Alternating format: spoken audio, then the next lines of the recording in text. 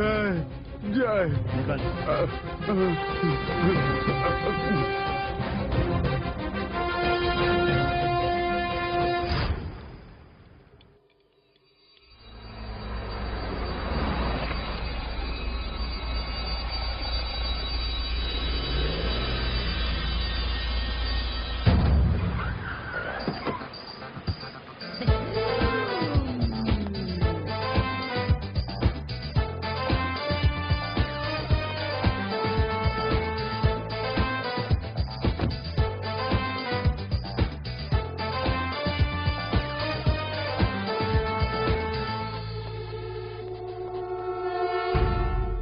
महेंद्र, महेंद्र, महेंद्र। जी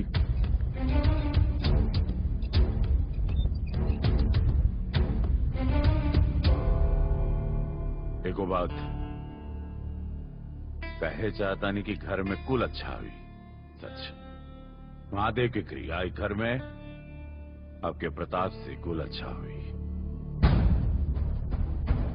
घर के, जमीन के, जायदाद के, मकान के न जाने कितना 100 एकड़ के मालिक बाड़न दादाजी रहुआ हिस्सेदार हमनी के साथ। तेरी गद्दारी कैसे, गद्दारी कैसे? बोल बोल। घट्टा के मजदूर लोगन के मजदूरी से छाला गायब, कैसे गायब? जवाब दे। बिना सबूत की सजा नाजायज होला मना। ई रहल दारू और जुए के बिल। दादाजी पूरा संपत्ति का वारिस अमरनाथ भैया खुद के तो नहीं खे समझा। ई बात का सबूत था जुआ और दारू का बिल बांटे। अरे सबसे बड़ा भागा तो हम बानी। हमरा के जीते जी अपने बेटन में इस संपत्ति का बंटवारा कर देवे के चाहत रहे। हमरा के कहा पता रहे कि एगो एक्सीडेंट में भगवान हमरे पूरे खानदान के अपने पास बुला ले हैं। लेकिन एक बात याद रखिए तू लोग, जब तक हम जिंदा बानी अमरनाथ के हर फैसला में दोगरे साथ है। महेंद्र, अब यह बात में अगर तरह के ऐतराज बांटे ना, निकल जाओ घर से। और सुन, हिस्सा लायक के मिलेला, नालायक के ना।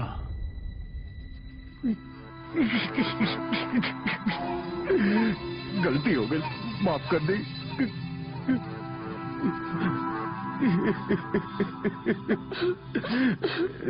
भैया भैया हमने के माफ कर दो भैया, हमने से बहुत बड़ी गलती हो गई। उठा उठा तू लोग उठ। सुबह का भूलल अगर शाम के घर लौट आए ठोकरा के भूलल ना कह जाला। लेकिन एक बात याद रखिए तू लोग, दोबारा ही गलती न होके के चाहिए।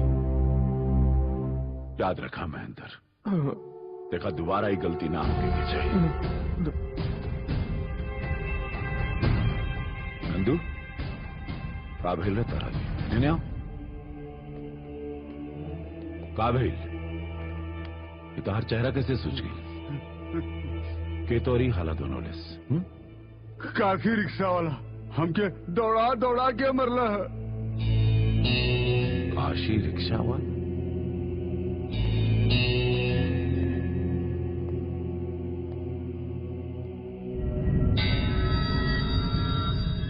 बलवंत जी बाबू साहब, पता कर तोरे इलाका में काशी रिक्शा वाला के बा। वो हमारा आदमी के मरलेस, ओकरा के जाके बोल अमरनाथ के हाथ काशी के गर्दन से छोड़ नहीं के। जब चाहे ना झपट ले, बहुत सारे के।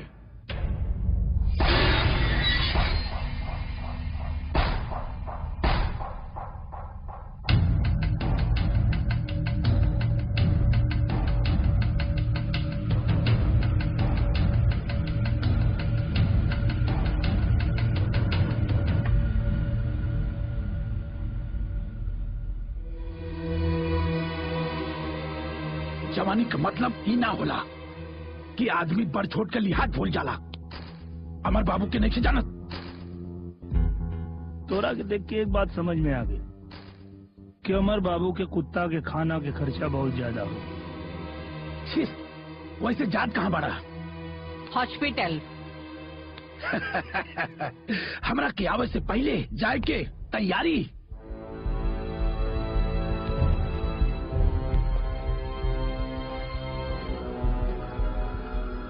तैयारी जाए के ना, तैयारी तोरा कब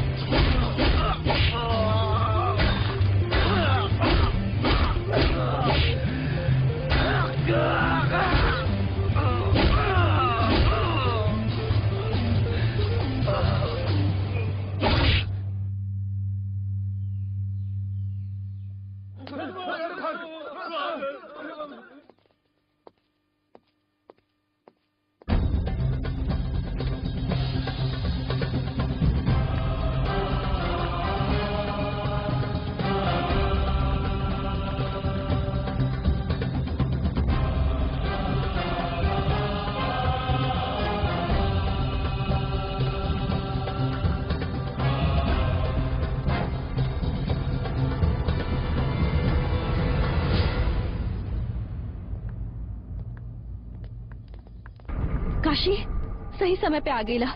मोहन की हालत बहुत खराब बा। चला।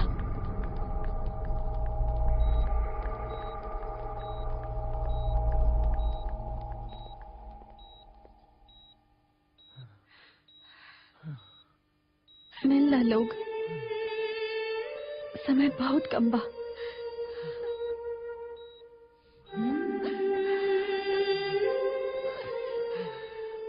काहे खातिर मोहन? अरे यार, इतना बड़ा धोखा कर तू। और अगर ऐसा धोखा करेंगे रहे तो मेरा ऊपर एहसान काहे कैला? तू हमरा जैसा रात के रोड से उठा के अपना घर में रखला, ऐसे मिलौला, पैसा रुपया खर्चा करके हमके हमरा पैर पे खड़ा कैला। काहे? तब इतना दिन जी लेनी यार, गुटका चाह ले ली, ना सोच ले रहनी। अफसोस मारे के नहीं के, तोरा के छोड़ के जाए के वहां। मारे जीवन जिए का मतलब था तब समझ में आई, जब जीवन जिएला समय न रहा। बस एको वादा चाहता नहीं तोरा से, एको वादा कर कासे। काम तो बहुत बड़ बा, लेकिन विश्वास हो के तू ओकरा के पूरा करवा। बोलो ना भाई, तोरे दिहर जान, तोरा खातिर जान दे दे।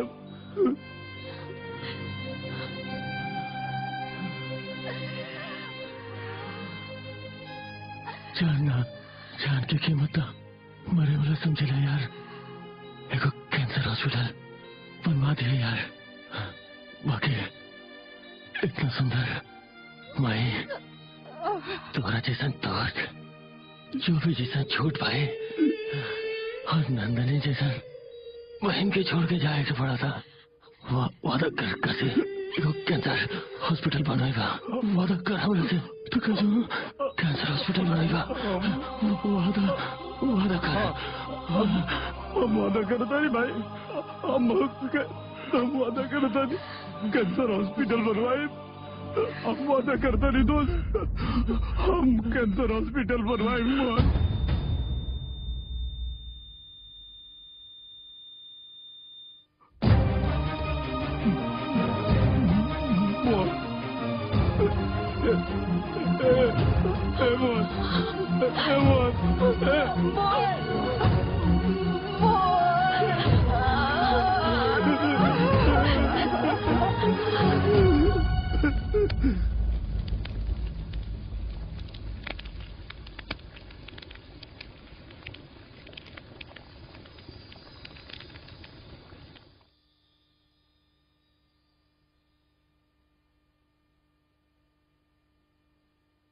देखा तारू ये झूठा आदमी की झूठा हंसी, जो नाक में आंसू और दिल में दर्द दे के चल गई। हमने से ज्यादा प्यार एकरा के गुटका से रहे। हमार बाप दूसर शादी करने ले, हमके इतना दुख ना भाई। तो तेली बतारी की वजह से बचपन में घर से भागे के पड़ा। हमके दुख ना भाई, लेकिन एक मौत एक एक सिसकी के आगे हम लाचार हो गए थे। ये आदमी जो हमके हाथ पकड़ के चले सिखौलस, वो जब हाथ छोड़ा के जाए लगल तो हम ओकर जान पकड़ना पड़ी।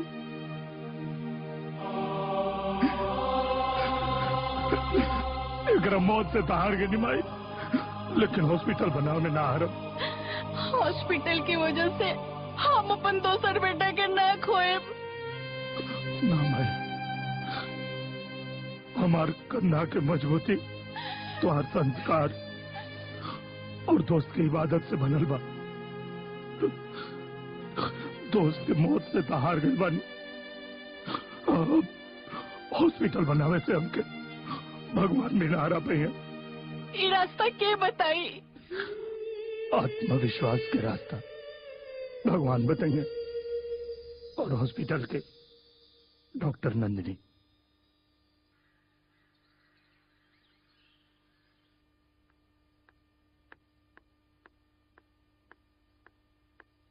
नंदिनी जी भैया। काम कैसे चल रहा बा? ठीक है चलत होखी। डॉक्टरी के पढ़ाई में कम पैसा थोड़े नु लागल बा। सब पैसा तो ओकरा पढ़ाई में झोंक देनी। बच्चा के बारे में भी तनिक सोची ना। काम करके चुका देम। देखी बस हरदम काय काय करलू नंदिनी, बस काम पर ध्यान दा। पैसा का चीज है, बहन खातिर तो जान भी दे सकीले। तो दे दी ना, के रोक ले बा। जरूरत पड़ी ना तो दे दे, समझ लू। दे दे सब कुछ उनकरे खातिर दे दे। घर के बारे में तो कुछ ना सोचे नहीं। बुआ चला, न तो माई बाबूजी के चक्कर में लेट हो जाई। सही कहा मुन्ना, लोग बुढ़ापे में सठियाइला और भाभी छोड़ी अपने के ना कहली। बाय भैया। बाय।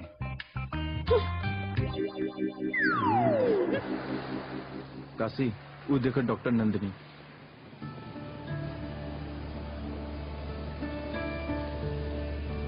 अरे काशी, का हाल बा? ठीक बा। एगो काम में अपने की मदद चाहिए। कौन काम काशी? हमार दोस्त के दिहल वचन निभावे के बा। हाँ। ए एरिया में एगो कैंसर हॉस्पिटल खोलल चाहता नहीं। पर काशी, हॉस्पिटल जज्बात से ना पैसा से खुली। पैसा कमाए खातिर तो हम कुछ भी करेला तैयार बनी। और वैसे भी आदमी दिन रात मेहनत कर रहा बा। बस अपने के मार्गदर्शन चाहिए। काशी, तोरा गाड़ी के बिजनेस बाना? हाँ। और भाड़ा कहाँ से उठावेला? बस स्टैंड से, रेलवे स्टेशन से। अच्छा, तो एगो काम कर, अब एयरपोर्ट से उठावा, दुगना कमाई होई। हाँ, सही बात बा। नहीं तो एगो काम कर, कोनो अमीर बाप के बेटी के पटा ल, 1 मिनट में हॉस्पिटल खुल जाई।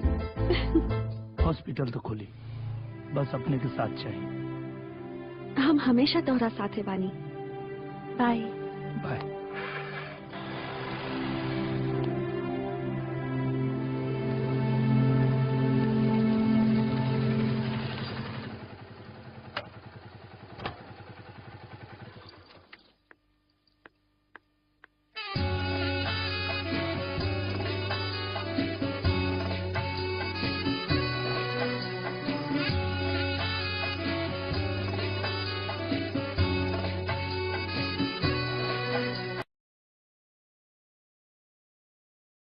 एयरपोर्ट अथॉरिटी से बात हो गई बा। कल से हमनी की सबकर गाड़ी एयरपोर्ट पे लागी। और का बिजनेस भी दुगना हो जाई। का हो काशी, मोहन कैंसर हॉस्पिटल के हल्ला तो पूरा जवार में बा। काशी दोस्त के याद में कैंसर हॉस्पिटल बनावे जा रहल बाड़े। बाकी ट्रेवल के बिजनेस से कैंसर हॉस्पिटल कैसे बनी? बनी, मेहनत करे, चंदा मांगे और जरूरत पड़ी तो भीख मांगे। बस तहनी के सहयोग की जरूरत बा। अरे यार, दोस्त तो हार रहे तो हमनी के काहे घसीटे तरह? इंसानियत के खातिर अगर हॉस्पिटल बन जाई तो सबके फायदा हो। कैंसर के इलाज करावे खातिर बॉम्बे दिल्ली ना जाए के पड़ी। कल सब लोग अपन गाड़ी लेके एयरपोर्ट पे आ जाइए। अरे यार, इतना मगजमारी के करी? काशी भैया, हम अपाहिज बानी पर तारा साथ देम। काशी भैया, हॉस्पिटल के कीमत हम जानत बानी। अपना यहाँ अगर अच्छा हॉस्पिटल रही तो हम अपाहिज नहीं बनती। आज से हर एक रोज की कमाई हम तोहके देम काशी भैया। अरे यार, ये बात बोल के तू हमारा हौसला बढ़ा देला। और का काशी, अंधन के नगरी में चश्मा बेचे वाला काम बुझा रहल बा, हॉस्पिटल बनवावल। कौनो बात ना यार, जब ख्वाब देख लेने उड़ान के तो फिजूल वक्त देखला आसमान के। कल अपन गाड़ी लेके हम खुद एयरपोर्ट जाएंगे। चला।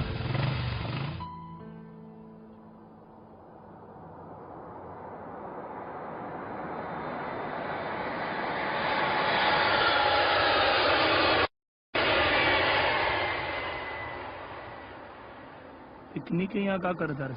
शायद आँख खुल गई हो।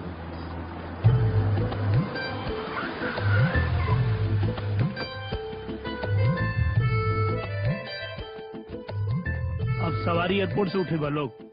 और का भाई, आँख खुल देला हमनी के। पैर से अपाहिज रहल और हमनी के दिमाग से अब आँख खुल गई भैया।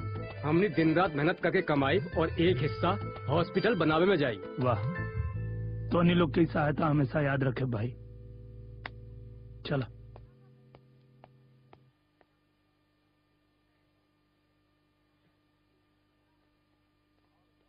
का हाल बा नंदिनी? अरे काशी, का हाल बा? क्यों आ रहल बा का? हाँ, वो अमर बाबू के बहन नीलम, हम उनकरे रिसीव करे आयल बानी। अच्छा अच्छा अच्छा। एक मिनट, अमर बाबू के फोन। हेलो। हाँ, हम तो पहुँच गए नहीं, वो आवते हुई है। हम फोन रखा था, ठीक बा? कोनो अमीर बाप के बेटी के पटाल।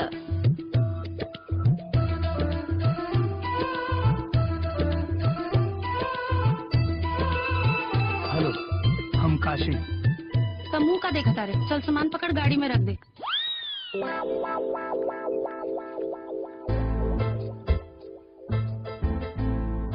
ननद के लेवे खातिर हम आयल रानी और काशी लेके चल गई ले। का पता हॉस्पिटल बन जाई। बन जाई ना गता।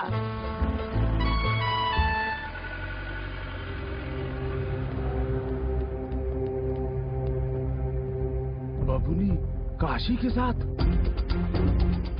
लगातार बहुत पुराना रिश्ता बा। लागता काशी आपन दुश्मनी निभावत बा।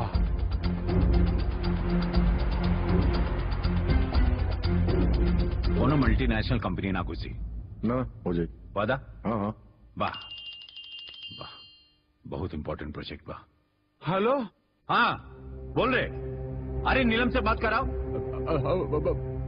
भैया वो तो काशी लेके चल गई। काशी रिसीव कर ले? कैसे काशी रिसीव कर ले? हमारा के क्या पता? अरे हराम खोर, तरह के बोलने रहने की जाके तू नीलम का ध्यान देकर कैसे काशी रिसीव कर ले? और तू हमरा के बताओ तारे मार के मुंह तोड़ता। अमरनाथ, क्या बात भाई? रख फोन सारे। काशी रिसीव कर ले नीलम के। दादाजी, हमरा की लागत है कि किडनैपिंग के नाम है।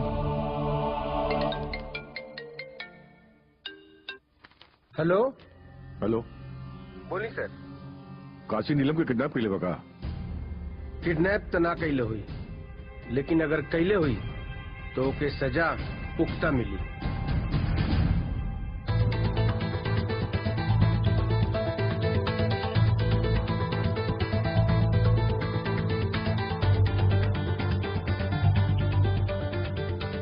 आजकल बहुत धोखाधड़ी होता है, यही से सही आदमी और सही गाड़ी की पहचान होगी बहुत जरूरी है। अच्छा प्रवचन बंद कर और बता, घर में सब ठीक बा? सब ठीक बा, बस मोहन गुजर गए। का मोहन मामा मर गए? हाँ। अरे बाप रे बाप! अरे का भाई? रोक गाड़ी! अरे अरे शांत हो जाए। हे भगवान! मोहन मामा! लेकिन धीरे धीरे शांत हो जाए, शांत हो जाए। मोहन मामा! मोहन तो मामा रहना और रहता का? हमके तो कबो न बतैले कि उनकर भगिनी भी बा।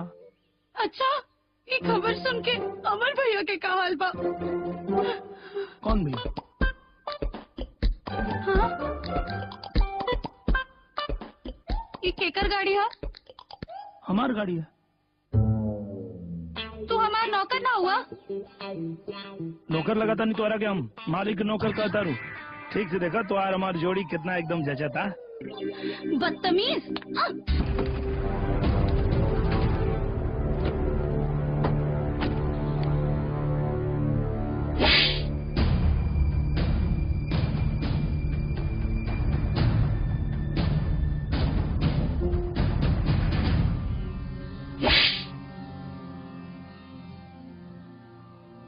पक्का लतखोर लगता। गांधी जी के नाते बुझा था, एक गाल के मरला पे दूसरा गाल आगे के डालस।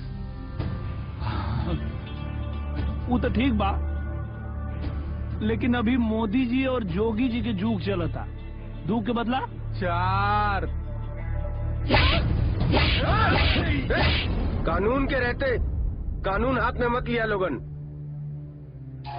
याद रखिए, दोस्ती और दुश्मनी दिल से निभावेनी। दिमाग पे चढ़ के गलती कैले जब उतारब तो मूलधन से ज्यादा ब्याज याद रही। तो चेहरा हमके हमेशा याद रही। जब तक तोर पूरा शरीर जलत ना देखब, तब तक हमरा दिल के ठंडक ना मिली। चली भैया।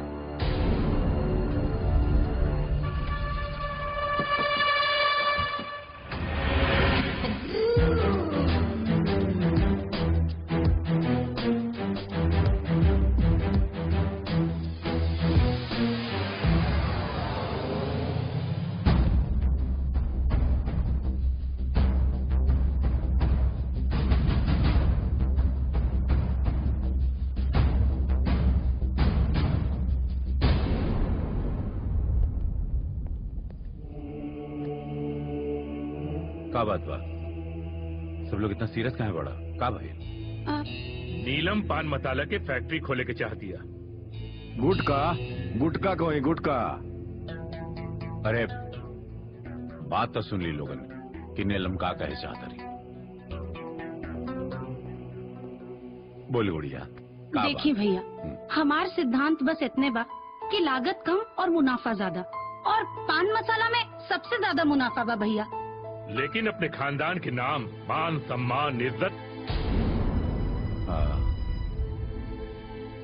दादाजी सही कहता देख गुड़िया, समाज लाई कुल ठीक नहीं के, शरीर खातिर भी हानिकारक बा। देखिए भैया, सही गलत के फैसला ओकनी के करे दी जे दिन रात देश के तरक्की और उन्नति के नाम पे ई देश के लूट रहल बा। और वैसे भी जनता के पसंद के हमनी के काट नहीं खी सकत। अरे अगर जनता चाहत रहे तो पान मसाला, गुटखा, बीड़ी, सिगरेट और गंदा गीत संगीत ये सब कब के बंद हो गई रही। और जब सामने वाला खुद जहर पिए के चाहता, जहर खाए के चाहता, तो हमरा के तो ओके कीमती और धीमा जहर देवे में कौनो बुराई नहीं खिलौकत। कम से कम असर तो कम हुई। अब आप देखी ना भैया, ये देखी कंपनी के पूरा खाका तैयार बा। अब बस हमरा के जमीन चाहिए जौना पर हम अपन फैक्ट्री लगाई और अपना सपना साकार करब। दादाजी पहली बेर ता हमार बहन हमरा से कुछ मंगलस। चल तारा के जौन एरिया में कौनहू जिला में जौन जगह पसंद आना वो जगह पर बनी, ठीक है? नरेश नंदू जी भैया, कल गुड़िया के ले जाइया इस जौने जगह उंगली धय दे लेता वो जगह ओकरा के मिले के चाहिए। जी जी भैया। थैंक यू भैया।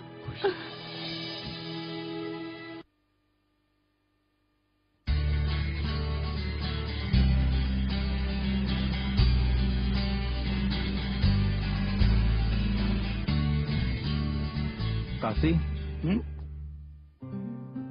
कहो ई कौन रेजर है? जिलेट गार्ड एकदम 1 मिनट में सब साफ। और एक खास बात यह है कि हमें जो लागल कंघी है एकदम सच्चा दोस्त के तरह, न कटाए के डर न छिलाए के डर। तुहार दाढ़ी कहाँ बढ़ल बा? अरे यार जीवन में बड़ा काम करे के बा, आलस बिल्कुल ना। आपन काम अपने से करेला हमेशा तैयार रहा। अरे कई गुलाइल बानी, ला तू लोग ला लाओ ला। अच्छा वो जमीन के का भाई? जमीन के व्यवस्था हो गई बकासी। अच्छा कौन जमीन? वो है गांव समाज वाला। कोर्ट के फैसला आ गए बा। और कोर्ट के फैसला जनता के हाथ में बा, जे मन हो के से बनावा।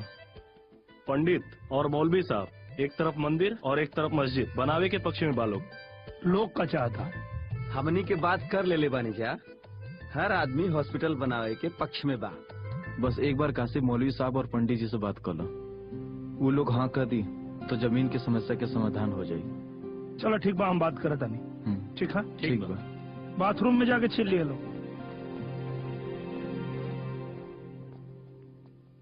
बोला काशी क्या कहे के चाहता रहा?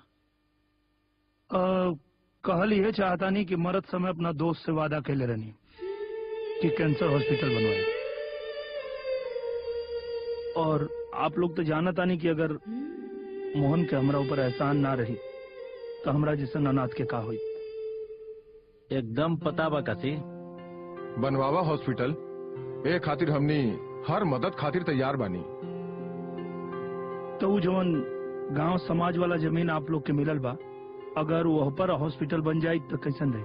दत्त बुड़बक, अरे वही जमीन पर एक तरफ मंदिर है एक तरफ मस्जिद बनने के प्लान बहुत पहले हो चुकल बा। पर चाचा वहाँ सबकी अस्पताल बनावे के पक्ष में बा। देखा वही जमीन के फैसला करे के अधिकार कोर्ट हमनी के दिले बा। और सुना, वो जमीन पे हॉस्पिटल ना बनी, ओकरा पे मंदिर और मस्जिद ही बनी। वो जमीन पे अस्पताल बन जाई तो सब केहू के भलाई बा। देखा काशी, ढेर जमीन बा, तू कोनो दूसर जमीन देख ला। और बेकार में हमनी के समय बर्बाद के लिए से कुछ मिली ना। चला चला उठा।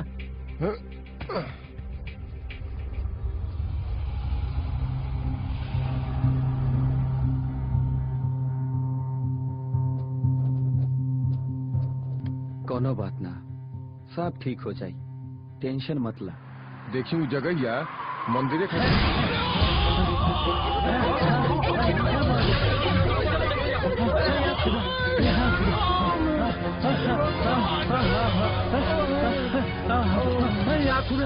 बचाला। काशी भगवान के लिए बचाला।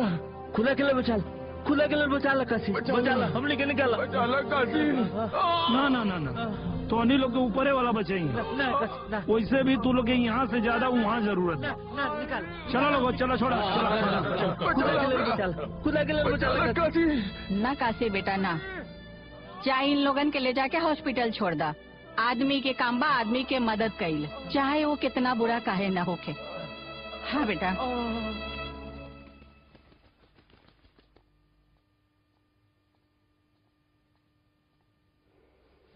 कैंची दीजिए।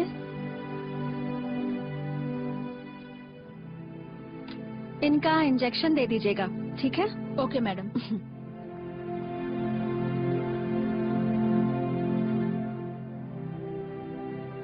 काशी, टेंशन लेवे के कोनो बात नहीं खे, सब ठीक बा। अच्छा, ध्यान रखो लोग के, और कोनो जरूरत हुई तो बताइए हमके। जरूर। ठीक है, बाय।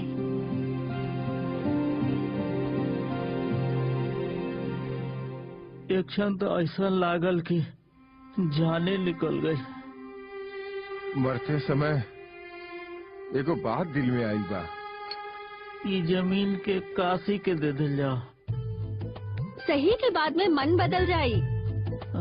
अब कसम तो ना खाए, काहे कि कसम टूट जाला। लेकिन ये जमीन पर अब हॉस्पिटले बनी। हाँ। हाँ, हाँ। काशी, का वो जमीन पर हॉस्पिटल बनी। का बात करता? हाँ, मौलवी और पंडित जी राजी हो गए ले। सच्ची? हाँ। हे भगवान।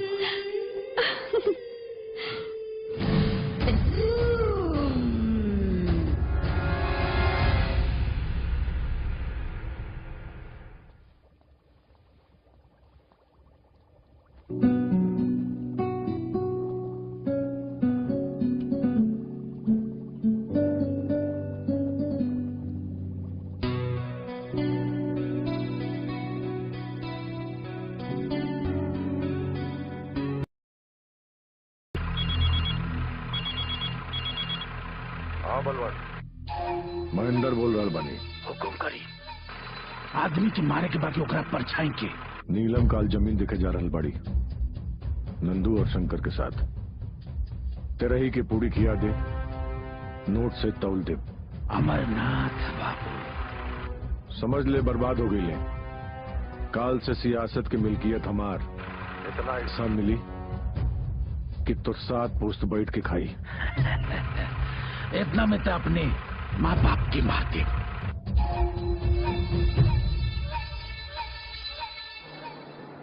एक मिनट रुको। का जमीन बा?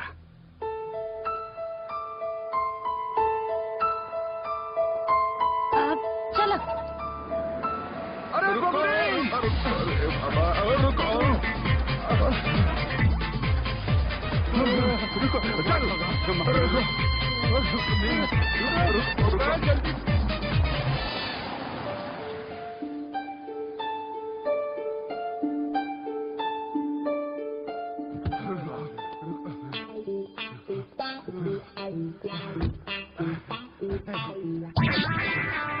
ये जमीन एकदम सही लागता। आई जमीन थोड़ा विवादित बा। अखबार के फ्रंट पेज पर रहेला, विवाद बहुत जरूरी होला। अच्छा, ये जमीन एकदम सही बा। भैया से कह दो यह जमीन चाहिए। एकरा के खरीदे बदे बहुत मुश्किल काम बा। ये दुनिया में हर चीज बिकाऊ होले, बस खरीदे के कैसे बा ये पता रहे के चाहिए। हम यह जमीन ले। अच्छा,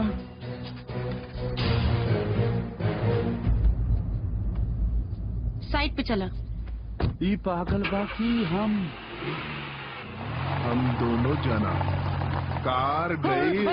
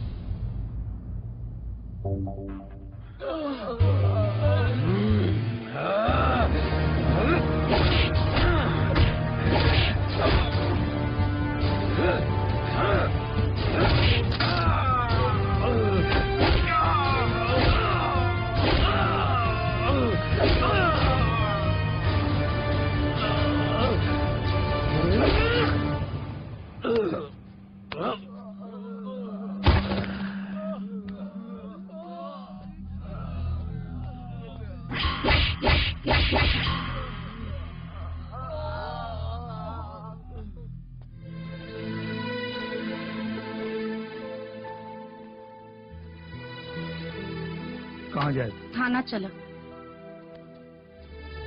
कहाँ है? इतना बड़ हादसा भइल बा, रिपोर्ट तो लिखावे के पड़ी ना।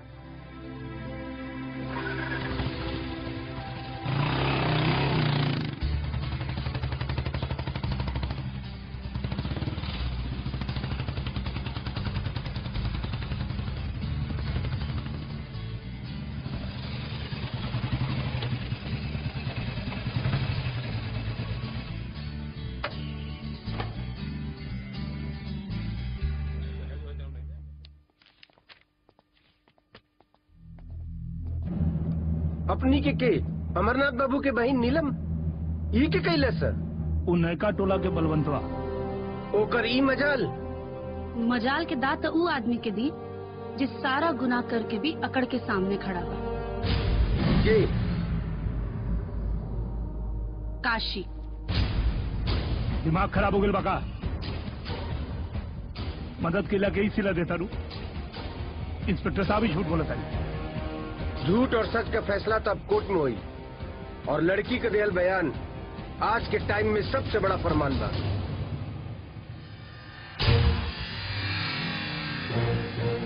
ई तो बस शुरुआत बा, अंत और भयानक हुई। कछुए से खेले वाला नागिन के छेड़ले बा, अंजाम बहुत भयानक हुई। सर वो झूठ बोला तारी सर, हम उनका मदद करनी और वो हमरे फंसा बतारी। वो सब अब कोर्ट में बताइया। ले जाए के चल। अरे चल अंदर।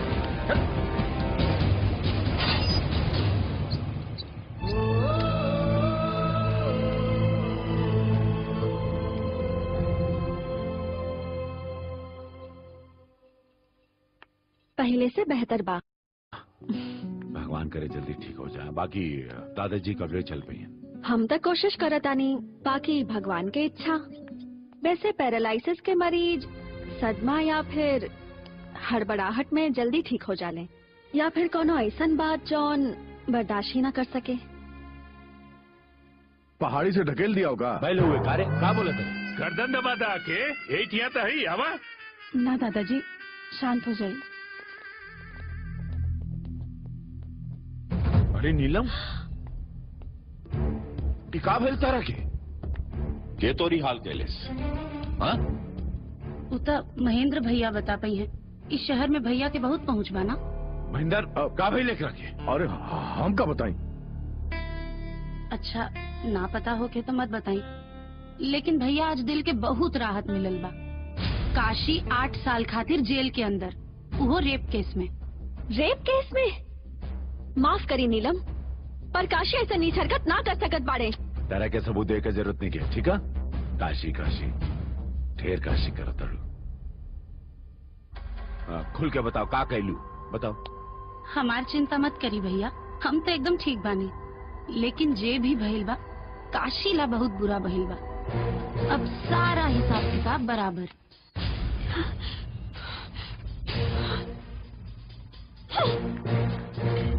नंदिनी, नंदिनी।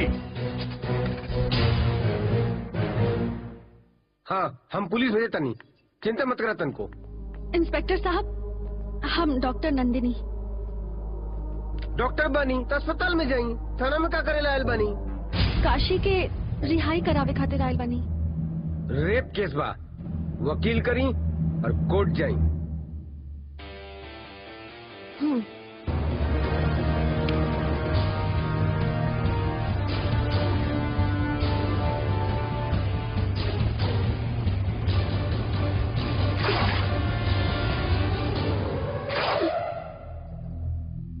हमारा कपड़ा कहाँ है फाड़नी? चौबे, हमारा कपड़ा के फाड़ला? और ही के फाड़ी इंस्पेक्टर साहब। के फाड़ला?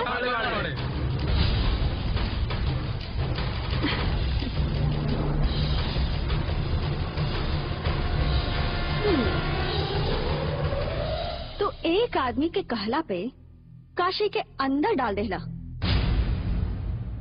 और हमरा लगे तो गवाह भी ज्यादा बा, तो सजा भी काशी से ज्यादा मिली।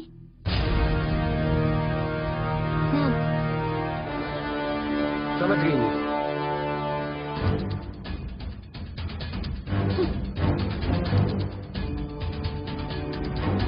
खोल दो इसे।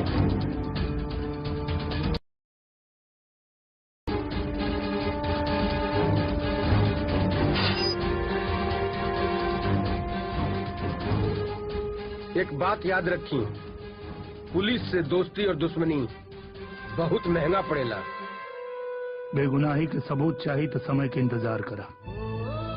काशी के वासी गंगा में डुबकी मारे ले, गंदा नाला में ना। चलो लोग।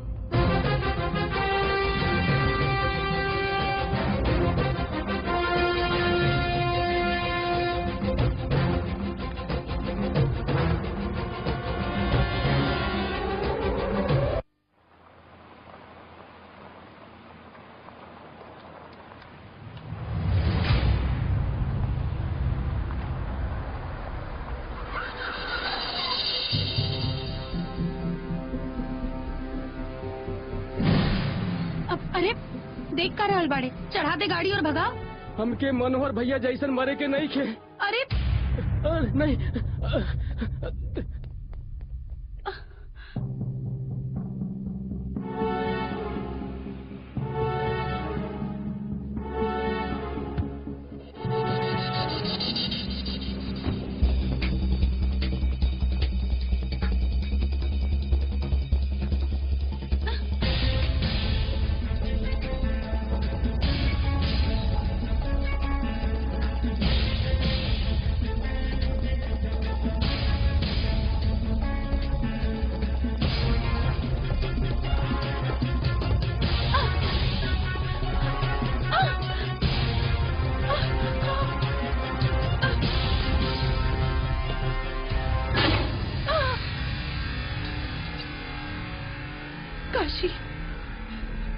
काशी प्लीज हमरा के माफ कर दो।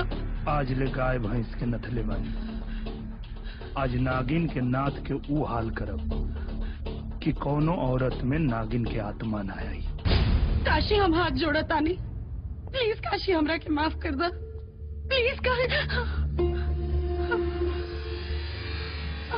थाना में मिलल जिल्लत के बदला तो हर इज्जत उतार के ले। नहीं काशी, तब तो के पता चली कि इज्जत के मतलब का होला।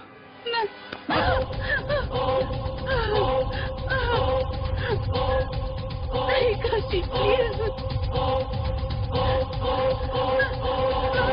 नहीं नहीं नहीं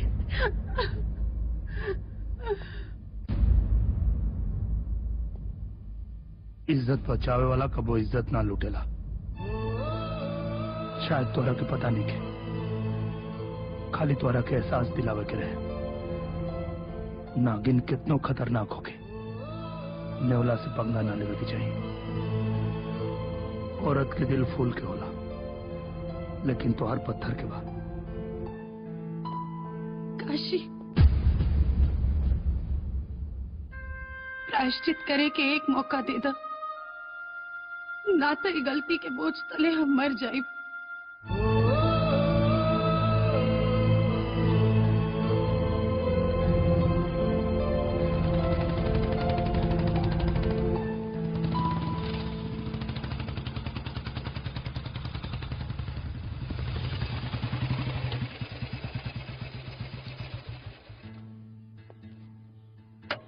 गुस्सा आदमी के विवेक के खा जाला, यही से शायद हमरा से इतना बड़ गलती हो गई।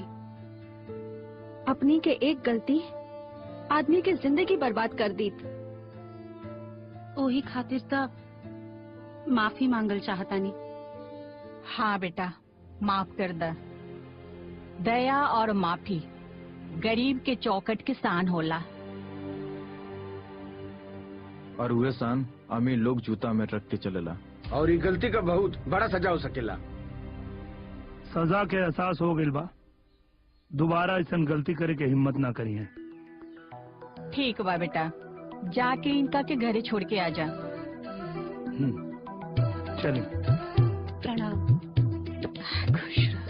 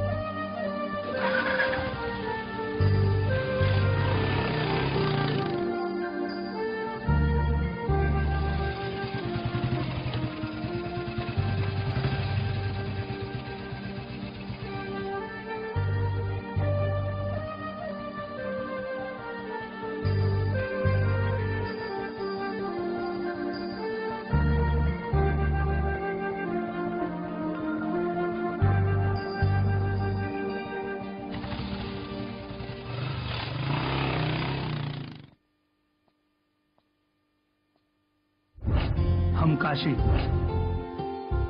अगर ये नफरत प्यार में बदले वाली बा तो हम थप्पड़ खाए ला तैयार बनी।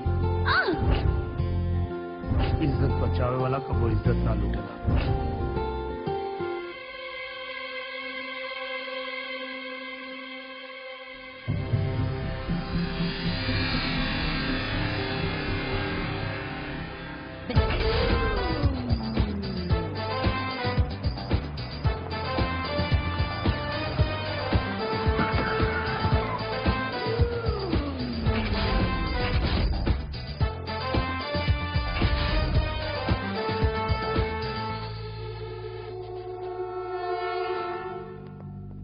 नमस्कार नमस्कार नमस्कार।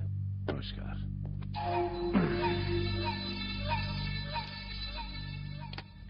नमस्कार पंडित जी। नमस्कार अमर बाबू। नमस्कार मौली साहब। वालेकुम सलाम। तो खंडर के जमीन पर कोर्ट फैसला दे दे। अब हमनी के हाथ में बा कि ऊपर का बनी। बिल्कुल सही कहनी। वो जमीन अब हमनी के चाहिए, बिना जोर जबरदस्ती के हो जाए तो सही रही। नाता जबरदस्ती का दोसर नाम अमरनाथ बाबू। पर वो जमीन तो काशी के पास बा, और वही जमीन पर हॉस्पिटल बने जा रहा बा। Very nice, very nice. Kashi Amarnath, अब आइलूट पहाड़ के नीचे। कोर्ट कचहरी भी याद रखी, ये जमीन के झगड़ा किया।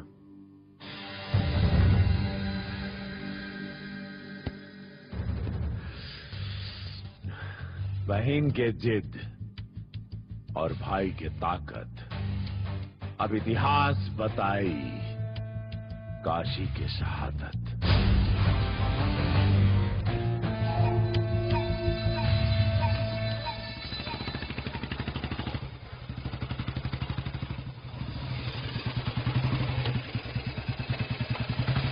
का भाई? अरे काशी, का हाल बा? हमार तो ठीक बा। नया खरीद ली, सेकेंड हैंड हमेशा तकलीफ देवेला। अब तक तोहरे हॉस्पिटल के कमाई से ही नया खरीदे। अच्छा का भाई बा? छोड़ी देखे दी।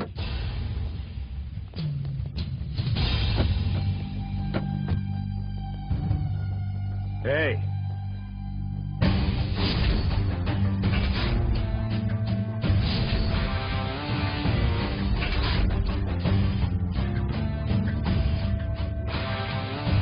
पहचान नया बा, बाकी तोर बारे में जानकारी पुरान बाटे।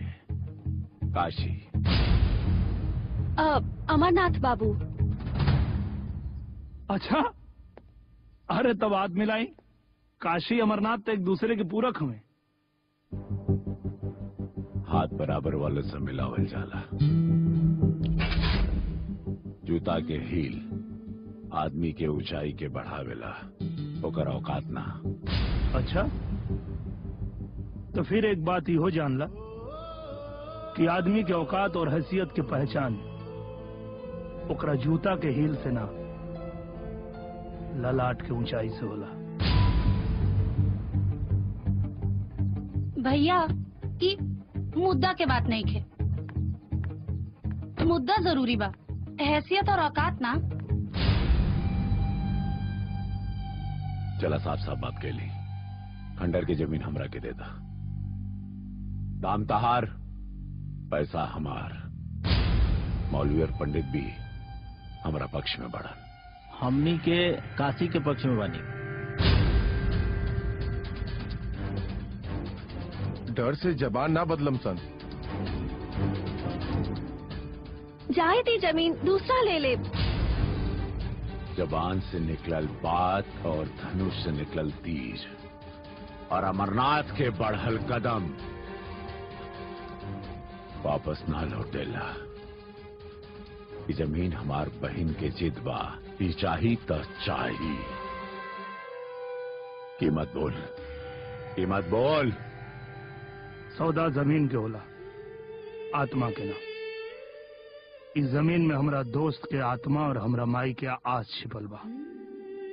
ना बिकाई जमीन। ये दोस्त और माई के चक्कर में तोर आत्मा ना निकल जाए। ओकर चिंता तू मत करा। काशी के जवानी माई के खून से सिंचाइल बा, डब्बा के दूध से ना। वैसे का बनावे की चाहता रहा जौन इतना छटपटाता रहा जमीन लेवे खातिर? गुटखा के फैक्ट्री। भैया माउथ फ्रेशनर,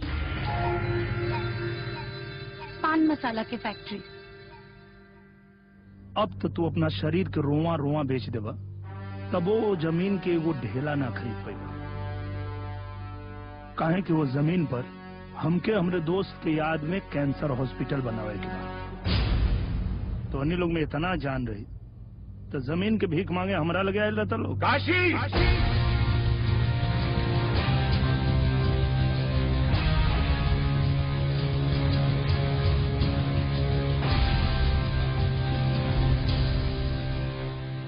बढ़ के लिहाज करे तानी ना, तो छोट के मुक्का में इतना ताकत बा कि पत्थर का पहाड़ भी चकनाचूर कर दे।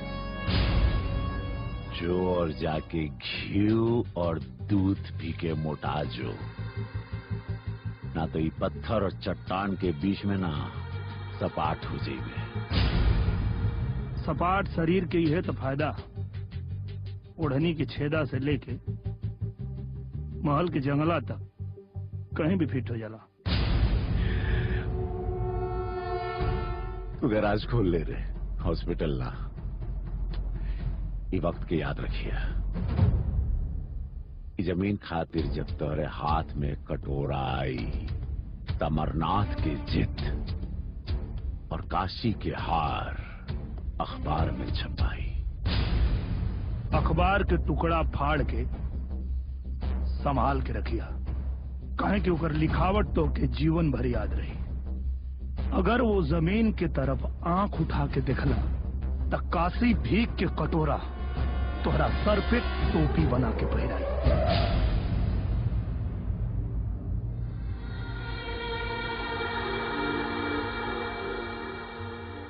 काशी ठीक बा,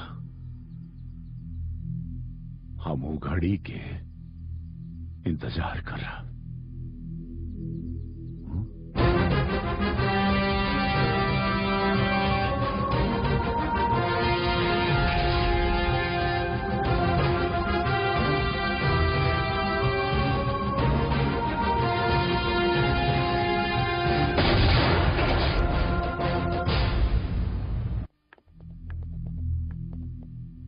जमीन का मसला सुलझ गई?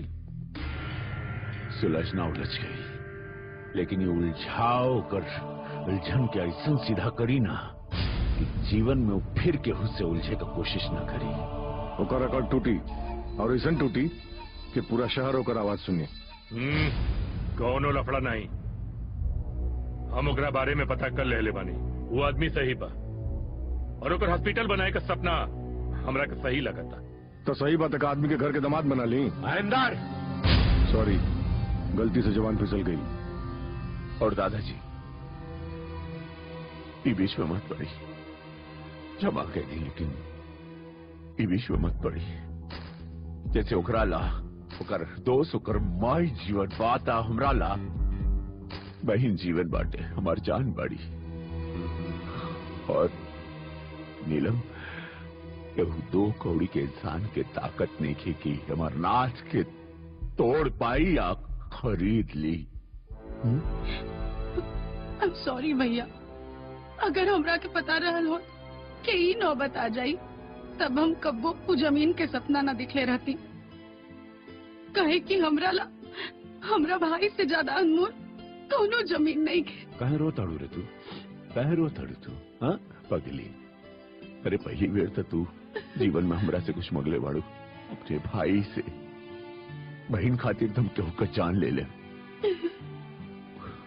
वो जमीन हम तारा के लिए आके दे, वो जमीन लेके हम महेंद्र, वो जमीन हमरा के चाहिए, वो जमीन हमरा के चाहिए।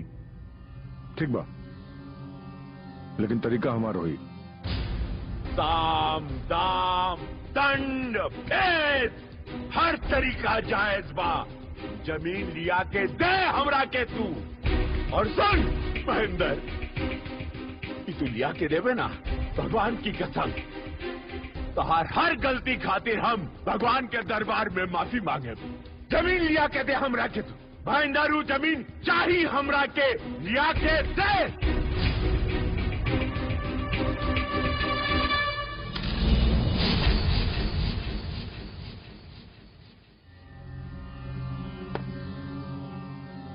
जमीन कैसे मिली पंडित जी? मौलवी साहब जी। अरे बोला ना। सोच समझ के जवाब दे। ना सुने में कान के तकलीफ हुई और अपने लोगन के बिना तकलीफ के। अरे महेंद्र बाबू, सब लोगन के समर्थन बा काशी के पीछे, और समर्थन के खिलाफ मौत बा। समर्थन खरीद के सरकार बनेला। दुनिया में हर चीज बिकाऊ है। पैसा पकड़ी और निकल लें। जमीन के साथ साथ काशी के भी कीमत तैयार बा। नहीं जाए। चलिए पंडित जी। सौदा महंगा ना पड़ी महेंद्र बाबू? महंगा और सस्ता के विचार बनिया करेला। ये सौदा में व्यवहार, विचार और खानदान बा।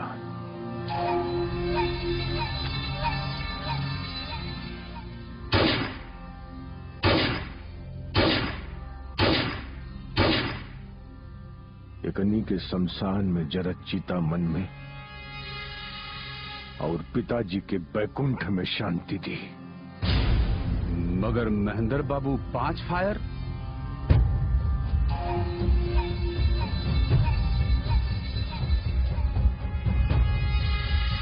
अरे सब हो जाएगी। ये जमीन तोरा खरीदे को ही कसी। काहे? बड़ा गड़बड़ हो गई काशी। कल तक 4 आदमी तोहार पक्ष में रहल, आजू तोहार विपक्ष में हो गई है। सब लोग के अचानक बदले के कारण समझ में ना आइल काशी। एक एक आदमी के घरे जाके पता कहनी हसन, हर एक आदमी हॉस्पिटल के खिलाफ हो गई बा। या तो केहू चढ़ा देले बा या भड़का देले बा। अब का हुई काशी? जमीन खरीदारी, कीमत बोली लोग। 50 लाख रुपया।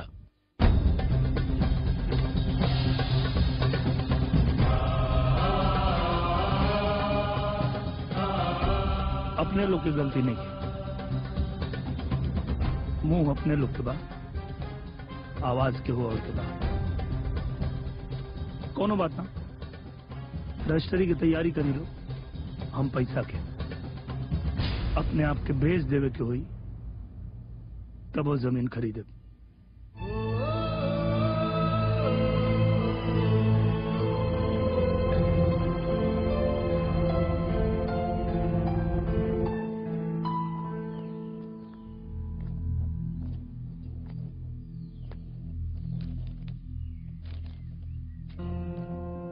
घर, जमीन और ये ट्रेवल्स के सब गाड़ी बेच करके ये जमीन खरीद लेवे के बाद 50 लाख? एक बार तो ठीक से सोच ल काकी। सोच ले बानी।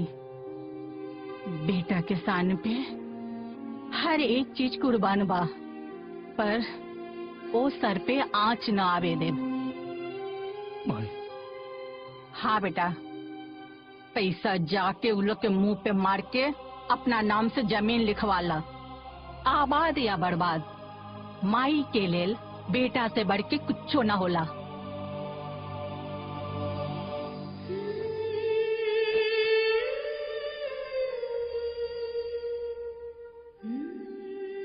माई के सामने भी कब्बो न रोइल जाला, काहे कि घर के नेव में नमी न अच्छा होला।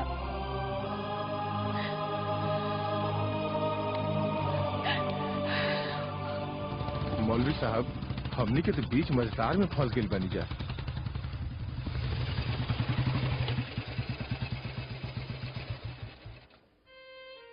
अपने लोग के चेहरा के सम्मान रहे, लेकिन ओकर इतना छोट कीमत उम्मीद ना रहे। देखा काशी, आदमी के कोई कोई मजबूरी ओकरा कुत्ता बना देला। वो कुत्ता से अपन तुलना करके कुत्ता के मोल मत घटाई। ओकर वफादारी से आदमी के सीना चौड़ा हो जाला। दा पैसा।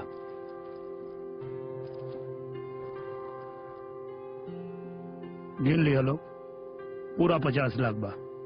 जमीन कोनो भी कीमत पे हमके चाहिए, ना तो आज के बाद गरीबी कबो अमीरी के सामने खड़ा होके के हिम्मत ना जुटा पाई। एक बात याद रखी, एक आदमी जे गांव, जिला, जवार और दोस्त के आत्मा के शांति खातिर सब कुछ दाव पे लगा देलस।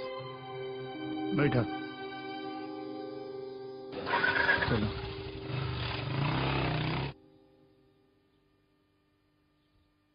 ठीक बा, जैसा हुई हमको बताइए।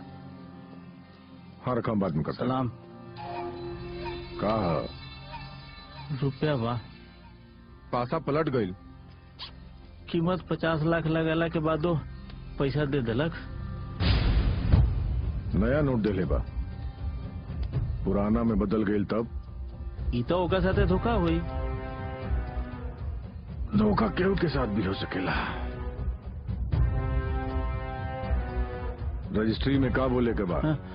जे रवा कहो से।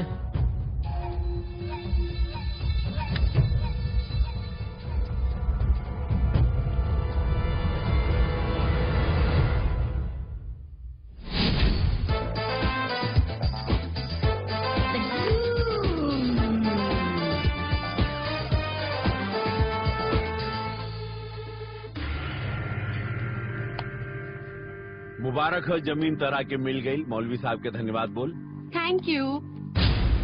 पैसा हम देनी और जमीन ये लोग के। हाँ, कहे कि ये लोग नया नोट देलस और तू पुरान। हमनी के बेवकूफ समझेला का?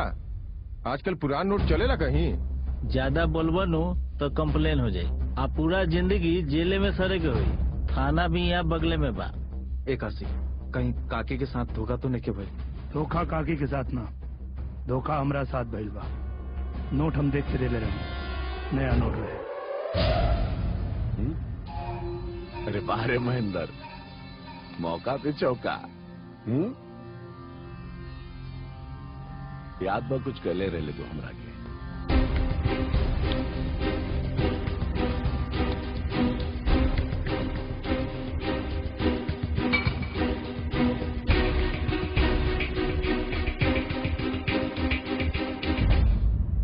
अब जाके तू भीख मांग, और जब भीख मांगते मांगते तू थक जेबे, तारा के घाम लागे लगी ना, तो एकरा की टोपी बनाकर पहन लिए। टोपी कपड़ा के होखे या लोहा के, आदमी ईमानदारी से पहनेला तो गांधी जी बनेला, और अगर गुस्सा में पहन लेलस तो महाराणा प्रताप। हॉस्पिटल आदमी के जरूरत बा और गुटका मजबूरी। ई मजदूर के हाथ ध्यान से देखला, जो माटी के रगड़ के सोना बना देला, और कसम वही माटी के। अब हॉस्पिटल जमीन पे ना, तुम्हारा छाती पे बनाई, और उद्घाटन के फीता अगर तुम्हारा बहन से ना कटवाई तो हम हूं अपने बाप के बेटा ना। तो आदमी के ना, भगवान के साथ रखे के पड़ी तारा के। कहे कि हमरा के हराए खातिर वो आदमी में भगवान जिगरा डालल भुला गेले।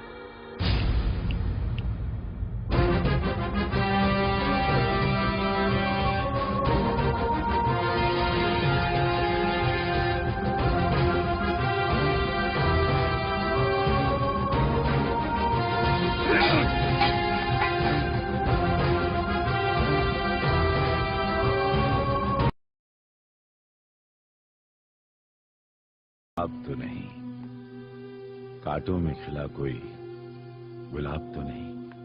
हाँ, सही कहा तानी।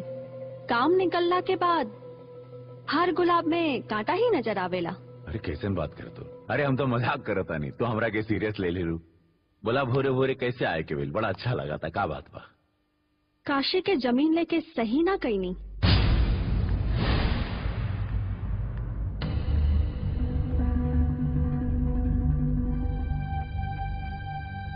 ये बीच में ना पड़बू तो ठीक रही। देखा, हमार बहन हमरा से पहली बेर कुछ मंगले बिया।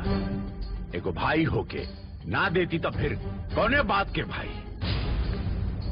ई बात कह के ओकरा के भाई के नजर में गिरा देनी। ये बात तो वह आदमी से तरह के जाके पूछे के चाहिए। अपना औकात से बढ़कर कदम ना उठावे के, ना तो ई तरह तकलीफ होला। तकलीफ तो हमरा के भाई, ई जान के कि जेकरा के देवता समझत रहनी, वो कुछ और ही निकलल। ये कह के नंदिनी, तू हमरा के हमरा नजर में मत गिरा। इतना बड़का हैसियत नहीं खे कि अमर बाबू के गिराए के और उठाए के हैसियत हमरा हो जाए। नंदिनी, बहन के दिल सजा के रखी, चाहे उस सजावट पे केहू और के दिल काहे ना टूट जाए।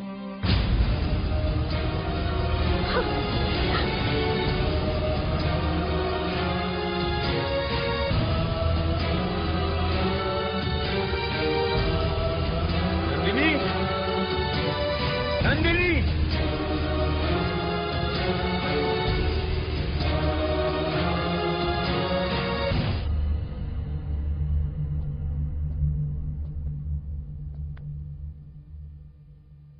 बेटा जमीन लिखा गई।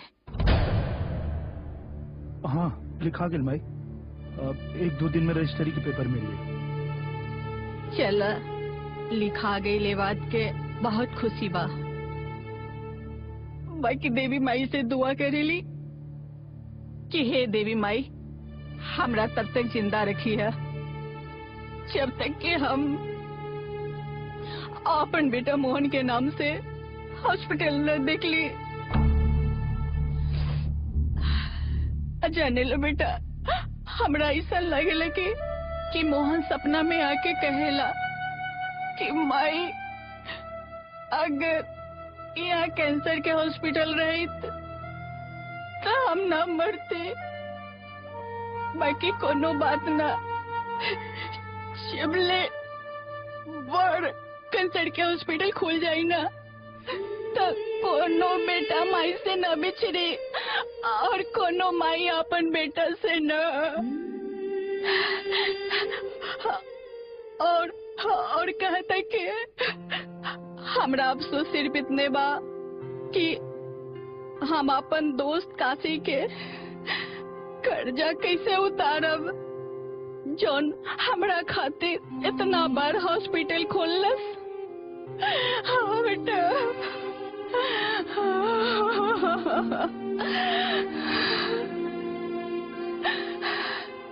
अरे आंसू? खुशी के आंसू हमारे। ना बेटा, आंसू खुशी के हो या तकलीफ के, पर बेटा के आँख से आंसू गिरेला ना तो माई के मन पे गिरेला। और जानता ना, माई के आँख से तो भगवानो न बच सकलन, तो शैतान कैसे बची। और हॉस्पिटल तो बनी बेटा, उहे जमीन पे बनी। और ये माई के आह ना आशीर्वाद बोला था।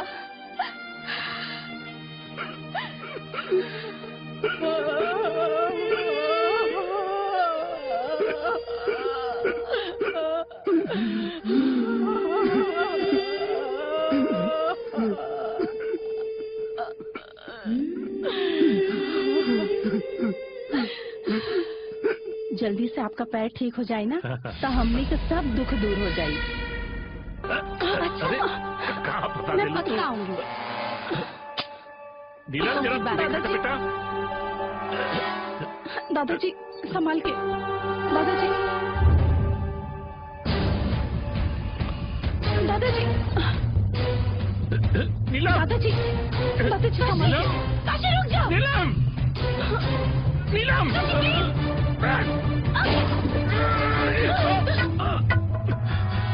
दादाजी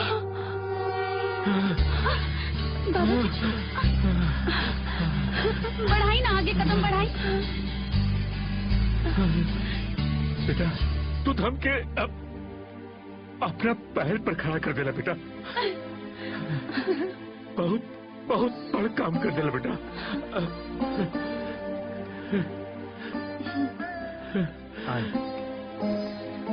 चला चला मेरे साथ ही चला।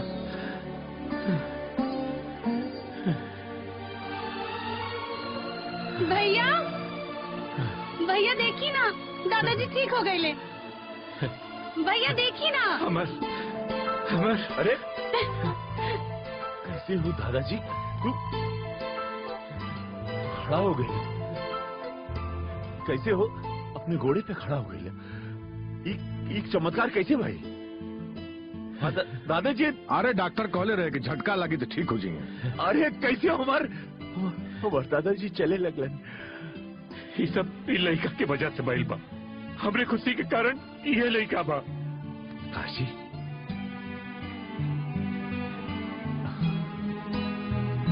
अरे वाह, धन्यवाद काशी। दादाजी के ठीक कह देला तू। मांगा काशी, आज क्या चाहिए तोरा के हम दे दे। मांगा। भगवान की कृपा से दादाजी सही हो गए और सही काम करे वाला के साथ है भगवान रहे। अरे भगवान भी बिना चढ़ावा के प्रसन्न ना हो लेन। मांग काशी, जो चाहिए आज तरह के देव हम। बोल। वैसे भी भिखारी के दान देला से धन बढ़ेला। मांग मांग मांग मांग का चाहिए? जमीन चाहिए। काशी के हसरत इतना छोट नहीं है। अरे तो कोनो बड़ चीज मांग ले काशी। जौन मांग पे आज हम तरह के देते। आज बहुत खुश है। जौन दुनिया में तरह के चाहिए मांग ले। बोल। मांगल चीज से मांगने वाला के औकात पता चल जाला। अरे तो देवे वाले से भी पता चलेला कि देवे वाले के औकात का।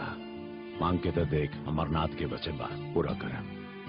तो बहन के हाथ हमरा हाथ में दे दी, सार बना के जीवन भर कंधा पे बिठा के रखो। दियाइल जवान से मौगा फिरेला, मरद ना।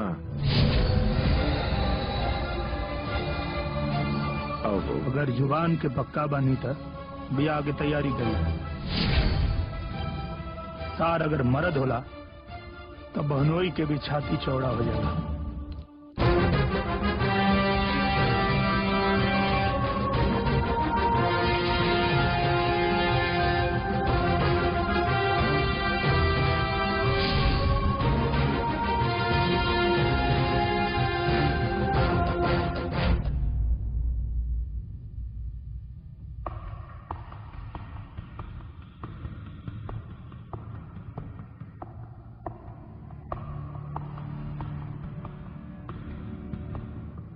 अमर, काशी अच्छा लड़का बा और हमरा के पसंद भी बा, और सबसे बड़ी बात कि नीलम से भी होकर जुड़ाव बा। जुड़ाव बा, और जुड़ाव अमर के पकड़ लिया के सड़क पे पटक दी। सड़क पे पैदा भाई लड़का खानदान के दामाद बनी तो लोग का कही? दहेज में कैंसर हॉस्पिटल दियाई का दादाजी? अब बहन के सपना गल तेल लेवे, बात से पलट जाई तो बातें खत्म हो जाई। जबान की कीमत नौकरना मालिक जाने। ब्याह हुई दामाद बनी या नौकरी तो समय बताई।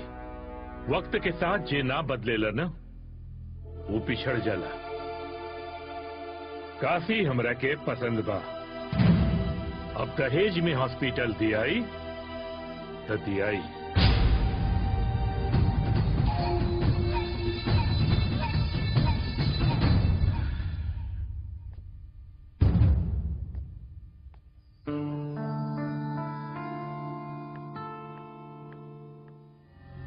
कहीं बियाह से इनकार कर दिलस तब जबान भी रह जाई और ओकरा एहसास भी हो जाई कि सपना में जिंदगी जियल धोखा, और धोखा के बुनियाद पे ना रिश्ता खड़ा होला ना इमारत।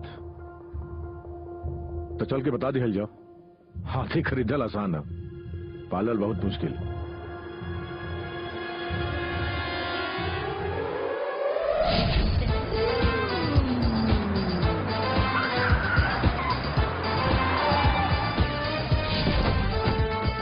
तू ही समझावा इनके, कबो टाइम पे दवाई ना खाली।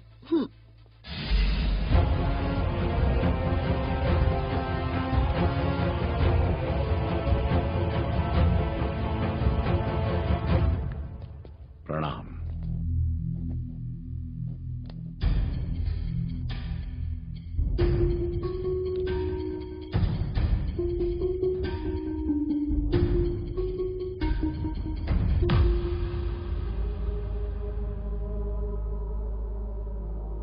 काम हुआ ना करता नहीं, पुरान शराब ज्यादा नशा करेला। देव की निवास। हाँ, मोहन के बाबूजी अपन रिटायरमेंट के पैसा से ही घर बनवले बारन। कवन नौकरी में रहले? PWD में कलर के रहन। हाँ, तो कलरकी के पैसा से ऐसे बड़ घर बनियो नहीं कर सकत। बेटवा चलल बा हॉस्पिटल बनवावे, बाप के नाम साग पात और बेटा के नाम पर हो रहा। महेंद्र, ये घर से हमने के संबंध जुड़े जा रहा बा। बोले दी बवासीर जब अपन जगह बदल लेला तो पिछवाड़ा की जगह मुंह में आ जा। बोली टूटल खाट, चौकी, अवकल, अकुआ। हमार बहन सावर से नहा ले और डलना पे सूते ले। पतो खातिर यह व्यवस्था रही तो का कही दुनिया? नंदू, जींस के पेंट पे जैसे गुजरा के पेवन। नंदू, सच बात बोला, चाहे भले जान से मार दें। अगर इतने बुरा लगा था तो मत करी रिश्ता, लेकिन अगर दरवाजा पे आके बेइज्जती करे और कहीं हमार खोपड़ी सटक गई तो ये घरवा हॉस्पिटल लागे लगे। फायदा बेमतलब के डॉक्टर नहीं के काम बढ़ जाए। इतने समझदारी रही तो हमारा दरवाजा पे प्यार से आयल रहती, नफरत से ना। गुस्सा न बेटा, क्रोध में विवेक मर जाला। और ऐसे भी इनका ही यहाँ हमनी के रिश्ता जोड़ ले बानी, तोरल ठीक नहीं खे। और हम लइकन लोगन से बात कैल उचित नहीं के समझतानी। तोरा घर में कोई बुजुर्ग बा? बानी नू दादाजी। तब बता दी है, हम कल काशी के रिश्ता के बात करे खातिर आ रहल बानी। आ तू लोगन बैठा, हम चाय पानी लेके आवतनी। पहले बैठे के व्यवस्था बना ली, फिर चाय पानी की व्यवस्था करो। ससुराल में बहनोई की इज्जत होला, सार के ना। और खटिया चौकी छोड़ा। हमार बेटा के सीना के चौड़ाई नापला। गरीब लोग जकरा के प्यार करेला ना, आ चाहेला ओकरा दिल में बैठा के रखेला। खुदे सोच ली लोग कि दिल में बैठे लायक बानी लोग की ना। अब निकली लोग, बहुत काम बा, फैसला काल हो जाए।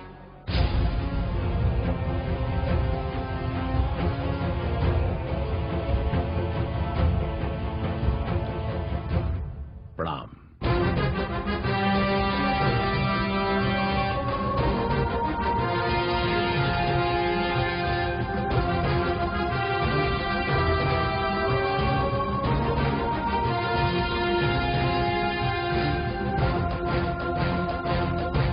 प्रणाम।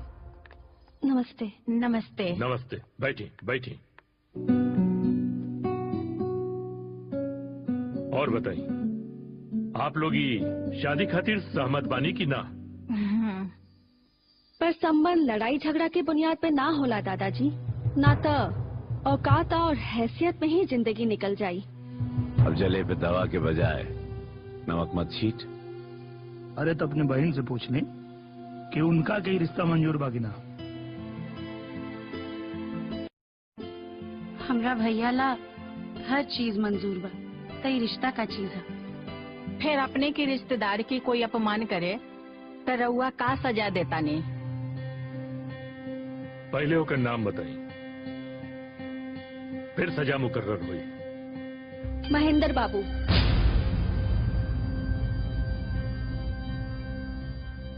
ये नालायक तो हमने नाक में दम कर ढेले बा। बताएं, का सजा देवे के बा? 5 थप्पड़। वो भी नौकर के हाथ से। कहा ना कि अमर बाबू के गलती के पीछे महेंद्र बाबू के बड़का हाथ बा।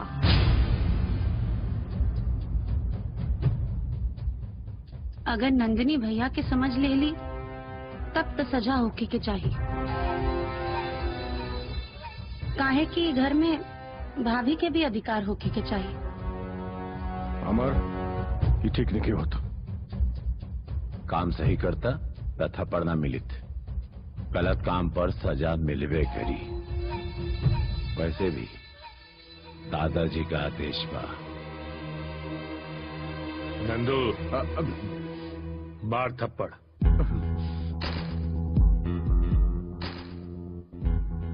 थप्पड़ मार नंदू।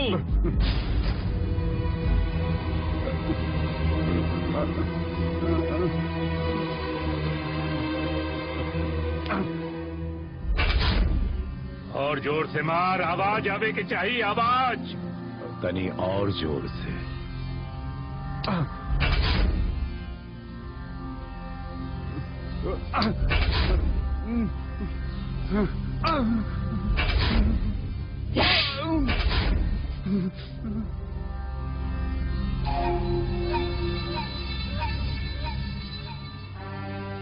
हर थप्पड़ पे अपन हर गलती याद करिए, आगे से कोनो गलती ना करवा। ना ठीक है, कहीं नहीं है, हमें ही लग बानी। दू थप्पड़ और मार दे सकून हो जाएगी। मार ना, मार मार मार मार मार मार मार ना मर बे, हम खुदे मार लेता नहीं।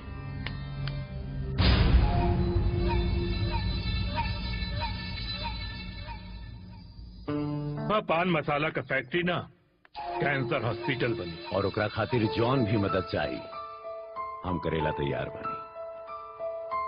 दिल से फैसला ले ले बानी कि दिमाग से? दिल से काशी, बाकी नीलम के कार आए बा।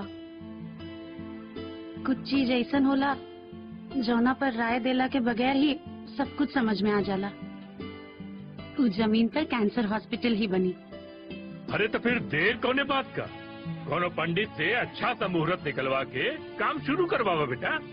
जी दादाजी, आशीर्वाद। जियत रहा। बाय। अब अगर बराबरी में आ गए हुई तो गले लगे के मौका दी।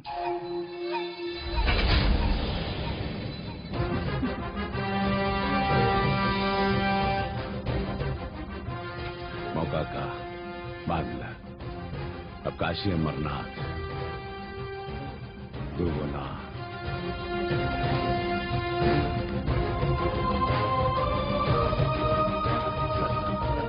एक और। Thank you. Bye by.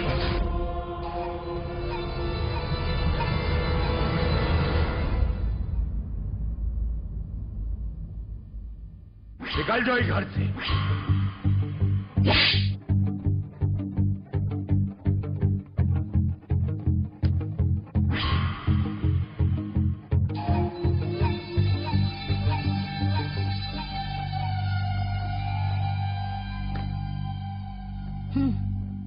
ले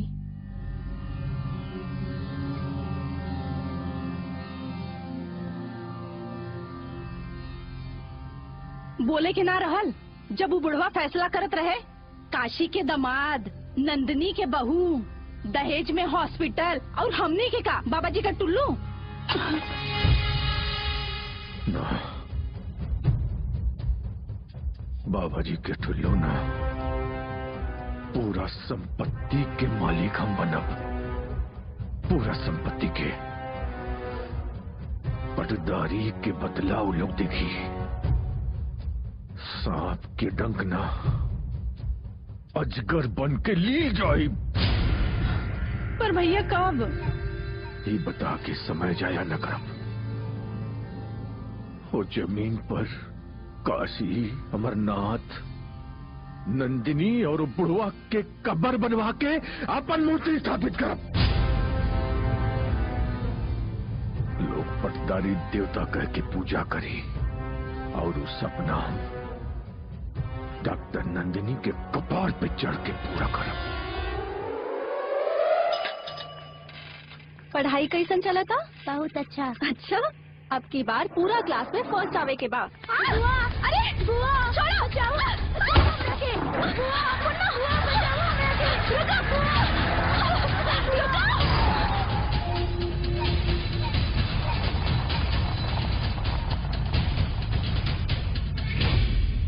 एमे हमार कौन गलती बा? हमार इक्के गो बेटा बा। दया करी महेंद्र बाबू।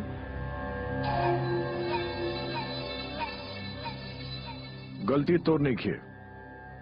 तोरा बहिन के बा, काशी के बाप, अमरनाथ, नीलम और बुढ़वा दादा के बा।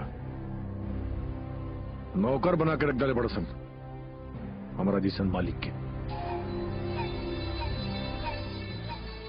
बोल, बहन चाहिए कि बेटा? दोनों चाहिए। एक बहन के खिलाफ खड़ा हो जो बेटा के जान बख्श दे और बहन भी जिंदा रही।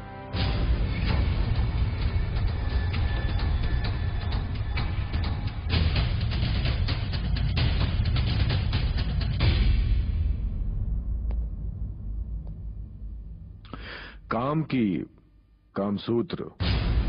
महेंद्र क्या बोला था? एकदम पक्का सबूत लेके बैठल बनी। पहली का बुझा था? सासा बोल का बात बा? ये दोनों मिलके एजा के दौलत हथियावे के प्लान बनवले बड़ा सा। काशी नीलम के और नंदिनी अमरनाथ के। अस्पताल तो बहाना। ये दोनों के नजर एजा के हवेली और दौलत पा। दिमाग खराब मत करो महेंद्र बाबू। दिमाग और ही खराब हुई जब हम तोहनी दोनों के गलत संबंध के बारे में बताई। महेंद्र ये सब का बकवास कर रहल बानी भैया? कहानी ना, पक्का सबूत लेके बैठल बानी। यही से आवाज में बुलंदी और जबान में कड़कड़ाहट है। महेश, महेश। जी महेंद्र बाबू। क्या? हमार भैया। तो बहन के चरित्र के प्रमाण पत्र भाई से बेहतर केहू ना दे सकेला। है का संबंध बारे ही दोनों में? बहन चाहिए कि बेटा? पति पत्नी के। ये का कह रहल बानी भैया? ना कहल चाहत रहे का? पर काशी ऐसा नीच हरकत ना कर सकत बाड़े। ये बात दिल में छुपा के रख ले रानी, पर का करी, गलत करे से मन डरा गई। हमरा ना चाहिए गलत पैसा। ना ना भैया झूठ बोल रहल बाड़े।